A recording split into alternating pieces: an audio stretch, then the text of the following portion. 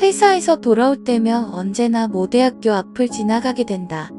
그곳은 사각도 없이 탁 트인 평범한 직선도로지만 어째서인지 사고가 잦은 곳으로 유명하다.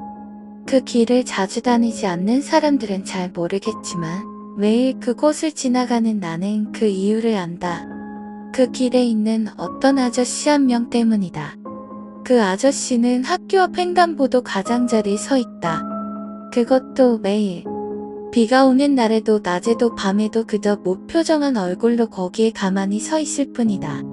그리고 어째서인지 매번 바라볼 때마다 정면으로 나를 바라보고 있다. 그 아저씨의 존재를 처음 자각하고 한동안은 그저 이상한 사람이구나 싶은 생각뿐이었다. 하지만 그 아저씨가 정말 이상한 존재라는 걸 깨닫는 데는 그리 긴 시간이 걸리지 않았다. 아저씨는 볼 때마다 정면으로 나를 응시하고 있었다. 언제 어느 때라도. 예를 들어 횡단보도 30m 전방에서 아저씨를 발견했다고 치자. 아, 오늘도 있구나. 그리고 날 보고 있네. 그대로 횡단보도를 지나 재빨리 백미러로 아저씨를 보면 역시 내 쪽으로 몸을 돌려 정면으로 바라보고 있다.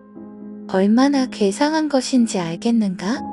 그 아저씨는 언제나 반드시 정면으로 나를 바라보고 있었다.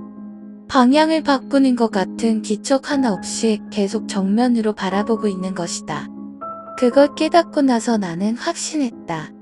저 아저씨는 인간이 아니구나 하고 오싹해진 나는 직장 동료에게 이 이야기를 털어놓았다. 그 녀석 역시 아저씨의 존재를 알고 있었다. 아무래도 동네 사람들한테는 뒤통수 없는 양반으로 유명한 듯 했다. 확실히 그 아저씨는 정면 외에는 본 기억이 없다. 뒤통수나 등은 전혀 보여주질 않는 것이다. 이상한 귀신도 다 있네 하고 동료와 우서제끼고 그날은 넘어갔다. 하지만 그때부터였다. 내가 내심 두려워하면서도 어떤 호기심을 가지게 된 것은 어떻게든 아저씨의 뒷모습이 보고 싶다. 그런 생각이 들기 시작했던 것이다. 매일 출퇴근하면서 아저씨를 관찰한다. 그냥 지나가면서 보는 것 가지고는 도저히 안 된다. 아저씨에게는 전혀 틈이 없었다. 옆을 지나가는 백미러로 눈을 돌리는 그 찰나의 순간에 아저씨는 금세 몸을 돌려 나를 바라보고 있었다. 나는 기회를 노려보기로 했다. 며칠 후 야근 때문에 늦게 퇴근한 나는 서둘러 집에 돌아가고 있었다. 그리고 그 길에 도착했다. 눈을 돌리자 역시 아저씨가 있었다. 언제나처럼 나를 정면으로 바라보고 있다. 뒤통수 없는 양반이라는 별명을 떠올리며 나는 재빨리 주변을 스캔했다. 한밤중에 직선도로. 다행히 전후좌우에 다른 차도 없고 걸어다니는 사람도 없다. 신호도 파란불이다. 그렇게 기다리던 기회가 온 것이다. 횡단보도 앞에서 나는 자동차 속도를 늦추고 핸들을 풀었다. 천천히 앞으로 쭉 나아가도록. 아저씨는 평소처럼 무표정하게 나를 보고 있다. 눈에는 어떤 감정도 나타나지 않고 그저 서 있을 뿐이다.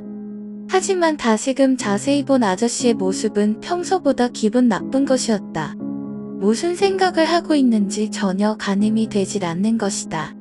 이윽고 차는 천천히 횡단보도를 지나간다. 시선은 아저씨에게서 떼어놓질 않는다. 무서웠지만 이를 악물고 계속 바라보았다. 그러자 내가 시선을 돌리지 않는 탓에 몸을 돌릴 수가 없는 것인지 언제나 정면으로만 보이던 아저씨의 얼굴이 서서히 옆모습을 드러내기 시작했다. 차의 움직임에 맞춰서 천천히 아저씨는 처음 내가 바라보기 시작했던 방향에 시선을 맞춘 채 끄떡도 않는다. 마침내 아저씨의 완전한 옆 얼굴이 보이자 나는 이제 됐구나 싶었다. 아저씨에게서 시선을 떼지 않기 위해선 나도 계속 몸을 돌려 시선을 고정시켜야만 한다. 지금은 아예 운전석에서 등을 돌려 차 뒷창으로 아저씨를 보고 있다. 당연히 앞은 보지도 않고 운전하는 셈이지만 신경 쓰지 않았다.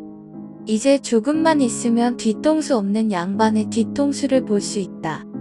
그렇게 천천히 영원과도 같은 시간이 흐른 후 마침내 그 순간이 왔다. 뒤통수 없는 양반에 지금까지 아무도 본 적 없던 뒤통수가 등이 지금 확실히 보이고 있다. 그건 어이없을 정도로 평범한 뒷모습이었다. 무엇 하나 이상할 것도 없다. 하지만 내 가슴 속에는 작은 달성감이 가득 차 두근거리고 있었다. 천천히 그 뒷모습을 바라보고 만족감에 차서 나는 그제야 시선을 돌려 앞을 봤다. 아니, 보려고 했다.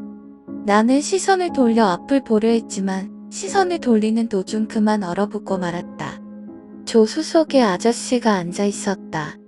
엄청나게 분노한 얼굴을 한 채 심장이 그대로 멈추는 줄 알았다. 으아. 나는 비명을 지르며 브레이크를 밟았다.